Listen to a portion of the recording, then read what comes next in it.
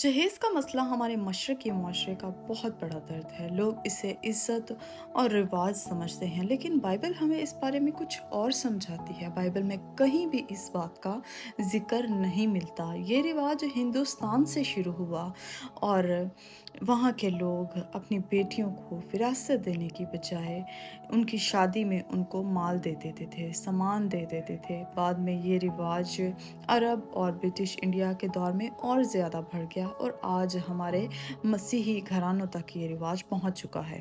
جبکہ مسیحی زندگی میں اس طرح کے رواجوں کی، اس طرح کی رسموں کی کوئی ویلیو نہیں ہونی چاہیے۔ مسیحیوں کے لیے مجبوری اور بوجھ کی جگہ محبت اور خوشی ہونی چاہیے، اور بائبل بھی ہمیں یہ کہتی ہے کہ محبت بنا مجبوری کے ہو۔ یہ کیسی محبت ہے جو دوسرے کے گھرانوں کو مجبور کر کے بوجھ میں دبا کر جہیز لے لینے سے پوری ہوتی ہے؟ شادی ایک بہت ہی قیمتی تحفہ ہے، نہ کہ سامان خریدنے کا ذریعہ۔ جہیز ظلم اور نافرمانی کا سبب بنتا ہے، اور خدا کا کلام ہمیں الرٹ کرتا ہے کہ ظلم کرنے والا اس کی میراث کا وارث نہ ہوگا۔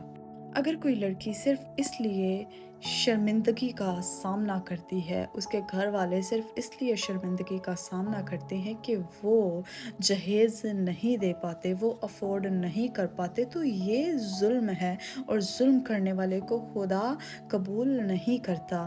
اور میرے عزیزو، اگر تو آپ مسیحی ہیں، اگر تو آپ ایماندار ہیں، تو آپ کے لیے یہ نہایت ہی شرمندگی کی بات ہونی چاہیے کہ آپ جہیز جیسی لعنت کو، جہیز جیسے بوجھ کو، جو خاندانوں کے خاندان کو قرضوں میں ڈبا دیتی ہیں، آپ اس کو پروموٹ کرتے ہیں۔ تو ایک مسیحی ہونے کے ناطے آپ کے لیے یہ شرم کی بات ہونی چاہیے۔ اگر تو کوئی فیملی افورڈ کر پاتی ہے تو وہ اپنی بیٹی کو تحائف دینا چاہتی ہے، تو اس میں کوئی مسئلے والی بات نہیں، لیکن اگر تو آپ کسی ایسے کو بوجھ میں دباتے ہیں جو افورڈ نہیں کر پاتا، جو غریب ہے، جو 3 وقت کا کھانا اپنی گھر میں مشکلوں سے افورڈ کر پاتے ہیں، جو لوگ جن کے اپنے گھر نہیں ہیں، تو وہ وراثت دینا تو دور کی بات، وہ اپنی بیٹی کو جہیز بہت مشکلات سے دیتے ہیں۔ تو میرے عزیزو، پلیز بائیکاٹ اس کو بائیکاٹ کریں۔